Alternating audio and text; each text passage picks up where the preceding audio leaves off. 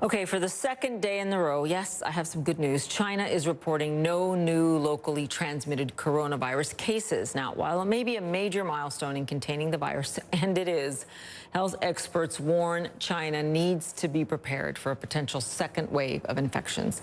CNN's David Culver reports from Shanghai. As medical personnel prepare to move out, Chinese state media say doctors and nurses in Hubei province are now beginning to scale back their life-saving efforts at the epicenter of the novel coronavirus outbreak. Now we are returning home, so I'm really excited as we won the victory over the epidemic, this medical worker said. With the epidemic spreading in the U.S., health experts here warn even with an increase in the number of patients recovered and a drop in daily reported cases, this is not a mission accomplished. Wuhan health officials will only consider lifting lockdown restrictions after 14 consecutive days without any new cases reported. The single biggest danger is complacency. And this was something we talked about in China a fair bit, that people drop their guard against this disease. In the past 2 weeks, officials reported nearly half of the new cases in mainland China came from abroad. In Hong Kong, more than 90% of new cases are imported. Chinese officials are now heavily focused on external threats. At Beijing Capital International Airport, China's CDC conducting strict screenings for international arrivals. Passengers bussed to this exhibition hall turned transit center. Health evaluations conducted at individual booths set up to represent each province. Most every traveler entering Beijing from overseas is now required to be quarantined at designated government facilities for at least 14 days. For those of us traveling within mainland China, big data is helping the government track us and trace potential exposures. We each have a QR code assigned to our smartphone numbers. It allows us access into some hotels, malls, grocery stores, even restaurant chains. Green means you're clear and okay to enter. Yellow indicates you've potentially been in contact with a confirmed case and should self-isolate at home. Red means forced quarantine. On the streets of Chengdu, images reminiscent of RoboCop. Police using infrared helmets to scan body temperatures as people stroll by. Across the country, officials say various command centers have been set up to monitor the health information of more than 300 million people. Here, privacy, it seems, once again taking a back seat to national health security. But even as Chinese media proudly shows China's medical personnel helping other countries, sending supplies and teams like this one to Italy, uncertainty remains on the home front. In Shanghai, 2 months into this outbreak, people slowly venturing out of self-isolation and into the spring-like weather. Some public parks reopened, life cautiously resuming. The waters are calm for now, but as lockdown restrictions ease, concerns grow for a potential second wave of infections. David Culver, CNN, Shanghai.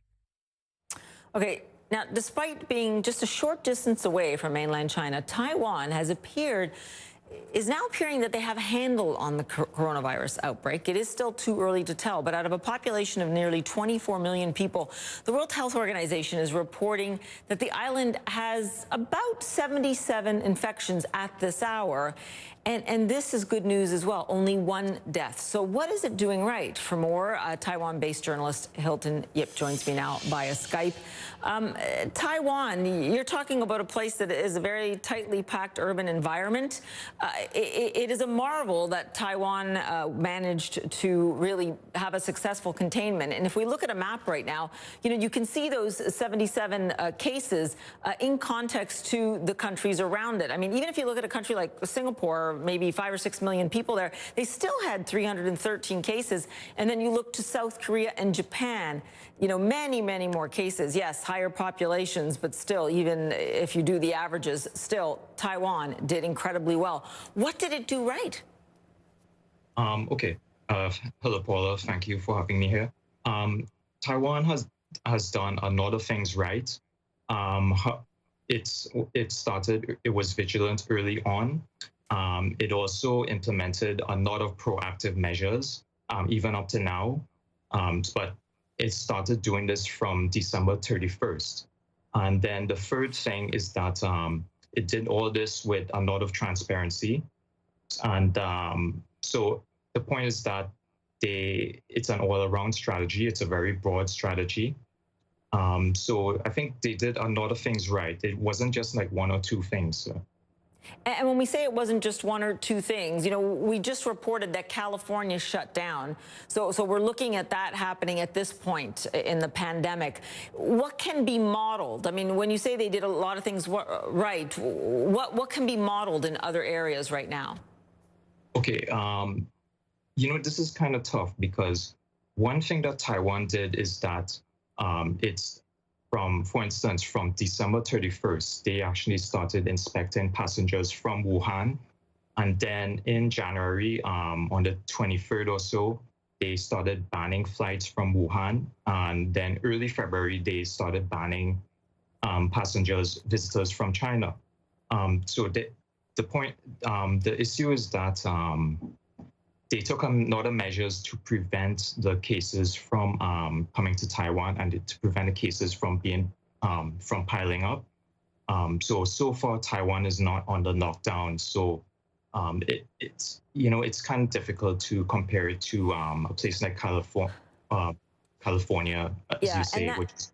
And that is the point, right? That's what's so extraordinary. Taiwan was not under any draconian lockdown. It was more these what we would call containment measures. How important was testing in Taiwan? And are those cases an accurate reflection of the disease and if it is present in Taiwan? I think that testing is very important and that the number of cases, you know, as you said, it's not a lot. However, there is one small correction. It's actually 108 right now because during the past few days, there have been a lot of imported cases. But even still, 108, it's still not a lot at all. Testing is key, you know, and but also containment as well as isolation, quarantine. So all these measures are important. But the testing was aggressive. They had the test kits and they were able to test aggressively. Yes, that's right. They did. And I want to talk to you about that. You know, you mentioned the 108 cases. As I said, we are just using updates from the WHO, so clearly it's not up to the minute. But as you mentioned, though, those cases are travel related. How worried is Taiwan now that after all of those hard-fought measures and doing all that work, that they're going to have this boomerang effect where travelers coming in from Europe and North America will perhaps again put them in the middle of this infection? And as a result, Taiwan has stepped up its travel restrictions. So I believe yesterday, from today, they've stopped letting any overseas visitors enter Taiwan except for Taiwanese citizens. So